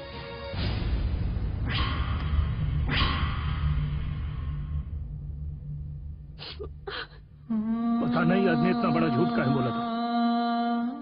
ये हमनी के बदनाम करे के कोनो साजिश से नीलम ये झूठ बोला था। नहीं अरे दिल में बिठाऊनी करेजा फाड़ दे लू का? अच्छा सिला दिया हमरा विश्वास के, लेकिन अब ये चेहरा के असली रंग हमरा सामने आ गई बा, जे तेजाब से भी ज्यादा खतरनाक बा। नीलम एकरा झूठ के सच के रूप देबू सब नाश हो जाई। हमार विश्वास कर, ई झूठ बोला था। नीलम हमार विश्वास कर, ई झूठ बोला था। राखी के क्रिया भैया सच बोला, वरना हर बहन के भाई के कलाई से विश्वास उठ जाई। बहन के डोली और अंटी में कोनो फर्क ना रह जाए भैया। सच बोला भैया, सच बोला। नीलम हमार भरोसा कर, पता ना काहे इतना बड़ा झूठ बोला था। ये झूठ और सच के भंवर में हमार प्यार और विश्वास डूब गए काशी। कश्ती में बैठा आदमी बीच भंवर में उतर गया। बाहर जाने का ख्वाब ही रह गया। एकरा पहले हम अपन धैर्य खो दी। निकल जा हमरा घर से। Get out from my house! Out! Out! Out! सुनो भैया झूठ बोल रहा है।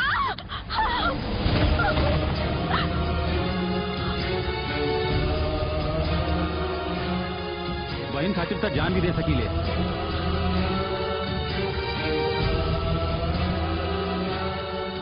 उन्हीं के बनावट ही कोठा के मिट्टी से बनल लागा था, जे हमरे चौखट के ही दागदार कह दिले। निकल जा काशी, वरना आज औरत के वो रूप देखबा जेकर तुलना काली माई से भी ना हो पाई। निकल जाओ।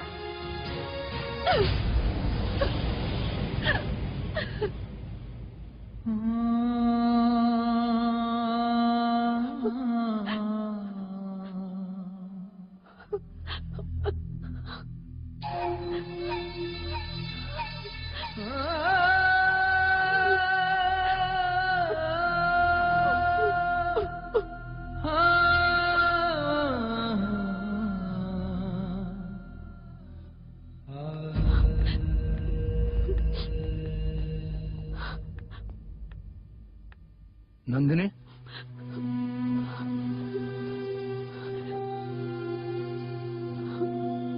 जब अपन ही भाई बहन के दागदार कर देलस तो तोरा के बदनाम करे के नहीं की चाहत।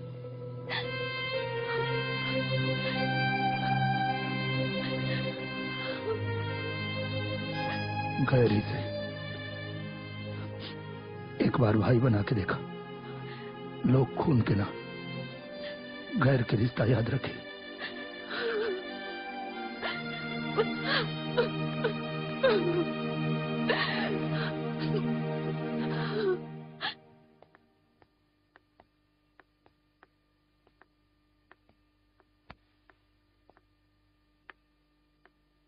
सही कहल गइल बा माई। एगो बेटा के झूठ और सच ओकर माई से बेहतर केहू जानिए न सकेला। आज सच बोले कि झूठ समझ में नहीं खेवत।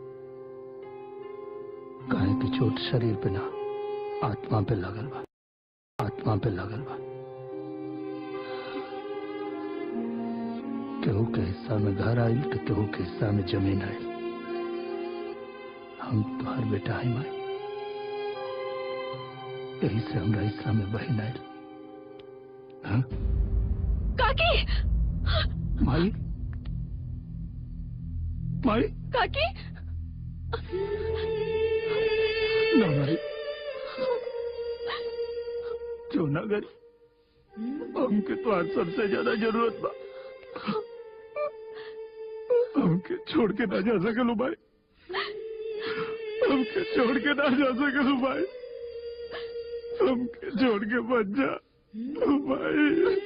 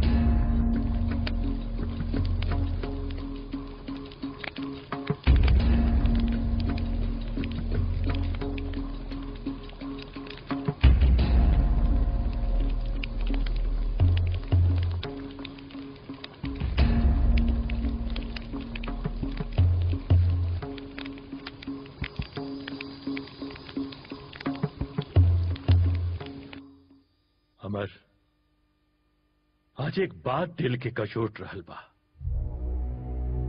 जब हम अपने पैर पर चलत आनी तो लागा था कि उन लोगन का एहसान हमारे सिर पर नाचता, और फिर वो डॉक्टरनी ओकर चरित्र उम्र के दहलीज पर आके हमरा से इंसान पहचाने में भूल हो गई।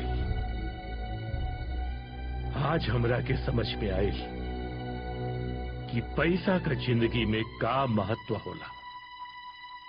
लिए एक काम करा तू लोगन,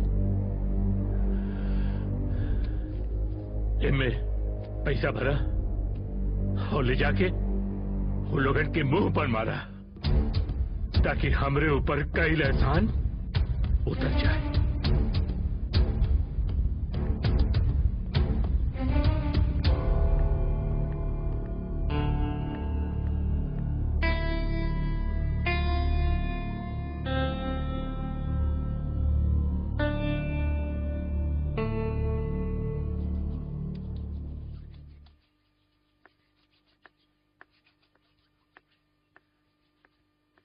एक मिनट। मैं नहीं रह तुम। अरे कोनो बात नहीं खे।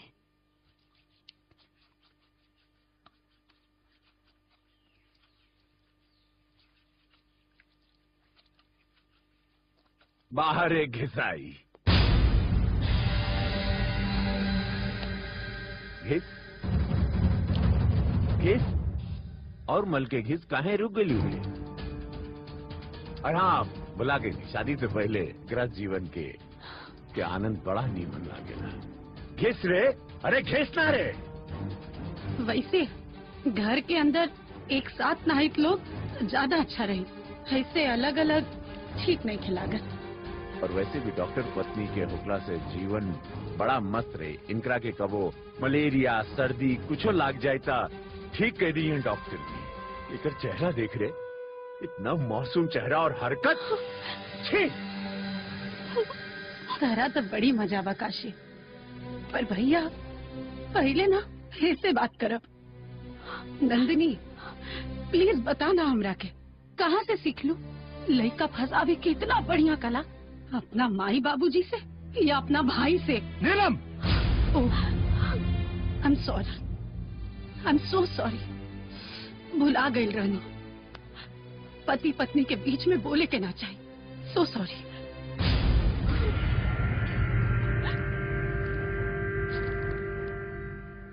ब्लैंक चेक है।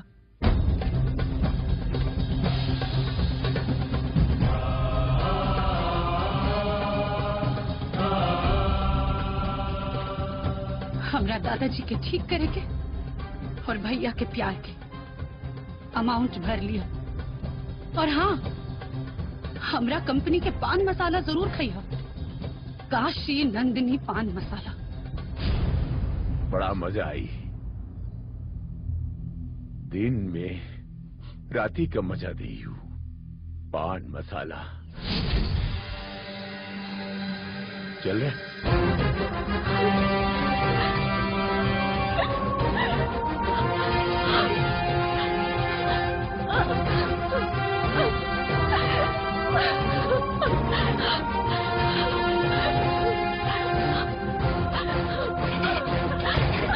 छोड़ो हमरा के, मर जाएगा, छोड़ दो, नहीं कीजिए क्या हमरा, छोड़ो हमरा, मर जाएगा हमरा के, मर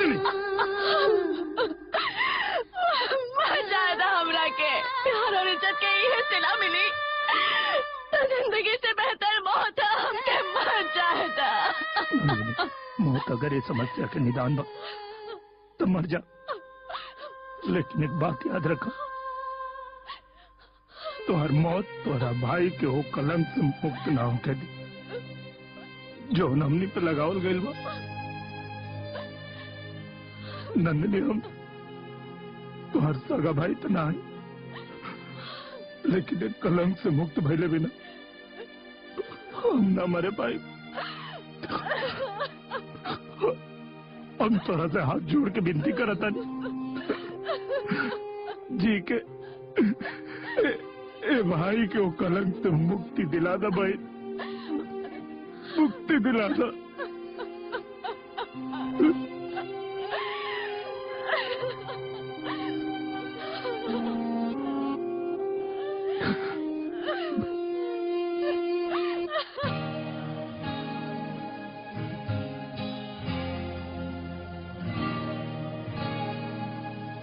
अमरनाथ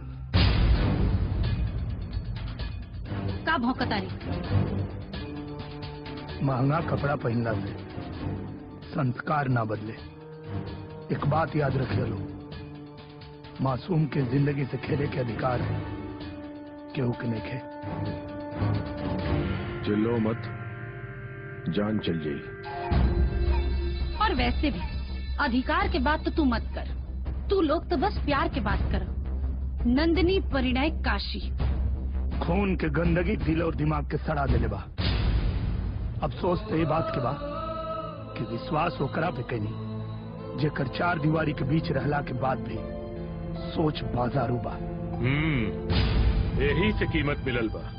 संभाल के रखा, गिरस्ती बसावे में काम आई। दरोगा लेके जो एक चल, हवालात की हवा खियाई।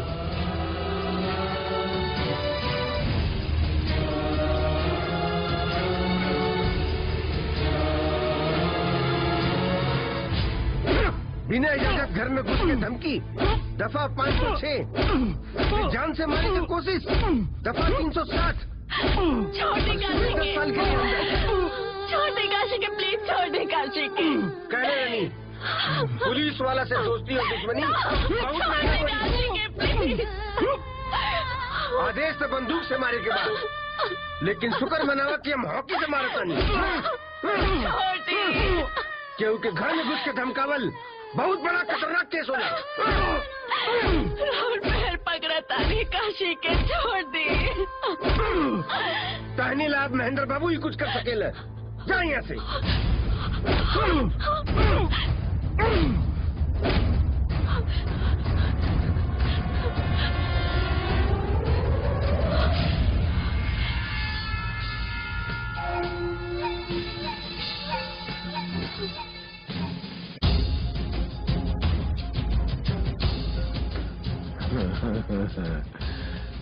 डॉक्टरनी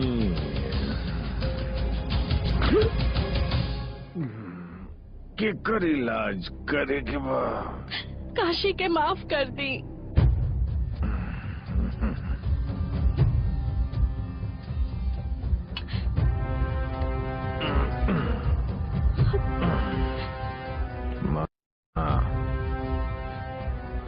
साफ, कचरा साफ।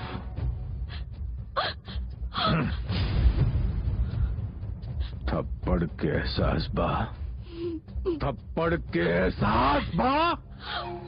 5 की जगह 10 थप्पड़ जाके बता दियो से हिसाब बराबर। कुंती। जी भैया। थप्पड़ एकरा गाल पे लगे, लेकिन ओकर गूंज ओके सुनाई दे, जेकर शक्ल हम देख नहीं के सकत।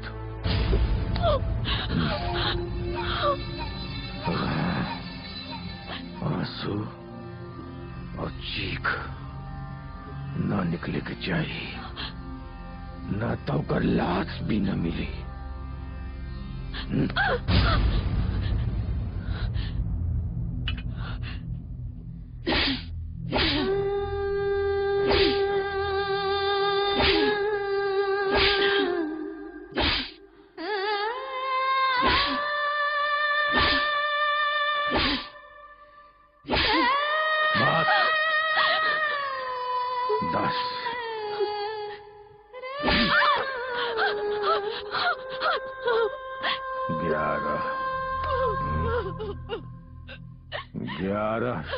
भोला ओके लेके शहर से निकल जाओ, ना तो थप्पड़ ना गोली मारा।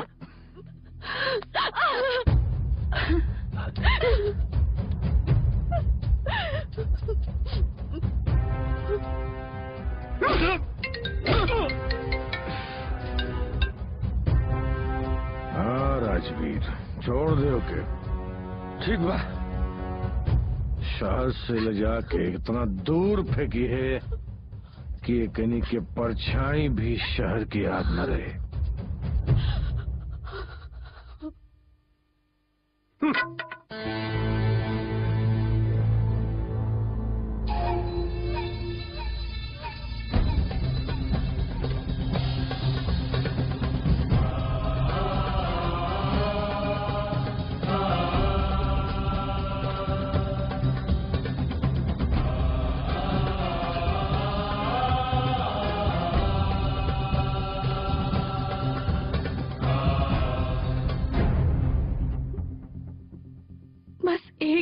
अमरनाथ बाबू के बता दे कि महल्ला के बाद भी एक नाम याद रही, जौन जीते जी मार देलस।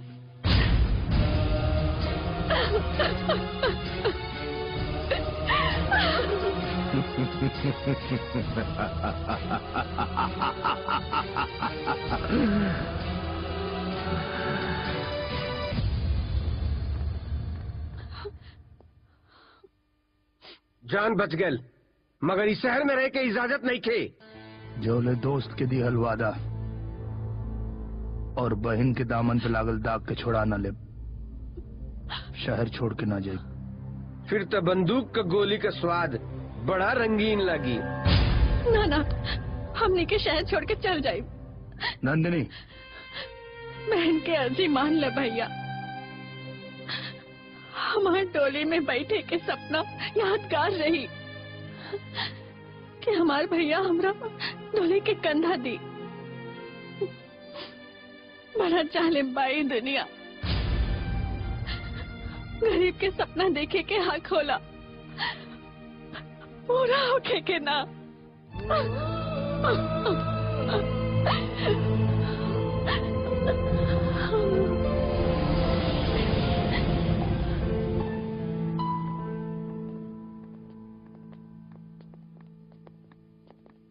नंदिनी, हमरा के माफ कर दे नंदिनी। बेटा के प्यार में बहन की कदर भुला गई नी, हमरा के माफ कर दे नंदिनी। तोरा माफी से कान के सुकून मिलता भैया, दिल के ना।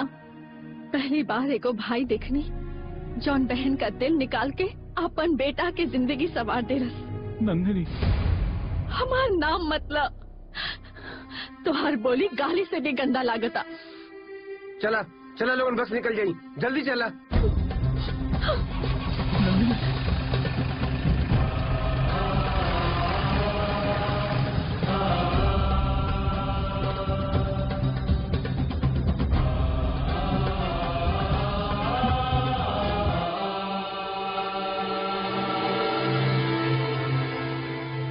दोष जमीन के बा कि आदमी के समझ में नहीं आई। वो तो महादेव की कृपा बाकी सही समय पर आदमी के पता चल गई, ना तो रिश्ता भी गलत हो जाए और जमीनों गलत आदमी के हाथ लग जाए। हाँ। अमर बाबू सही आदमी के गलत साबित करवावल गई का?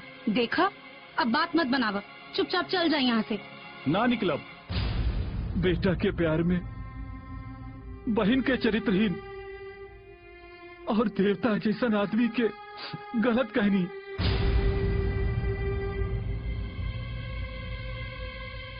निकल जाओ ना तो गोली मार दे। मार दी महेंद्र बाबू। झूठ बोले खातिर हमारे बेटा के अपहरण करवाइले। का संबंध बारे दोनों पति पत्नी के। हाँ। और हमरा से झूठ बोलवाइले। काशी और नंदिनी एकदम निर्दोष बाड़े।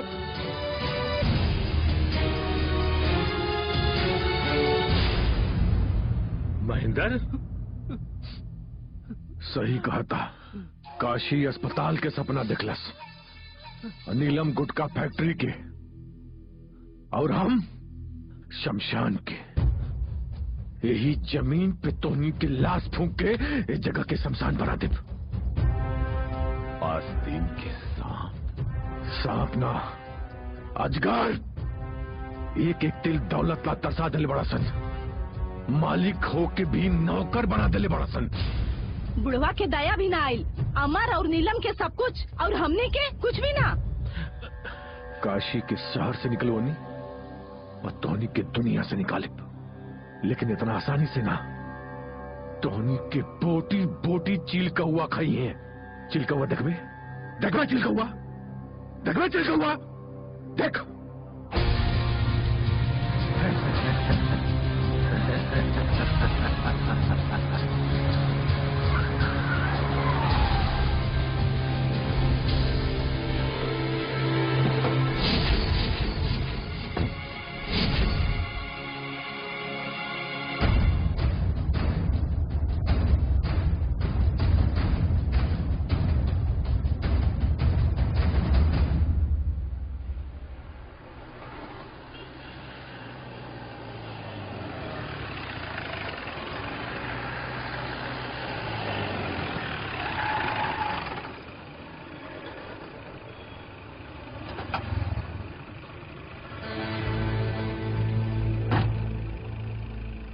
गाड़ी पकड़ा और शहर से बाहर देख लेनी तो गोली मार दे। काशी।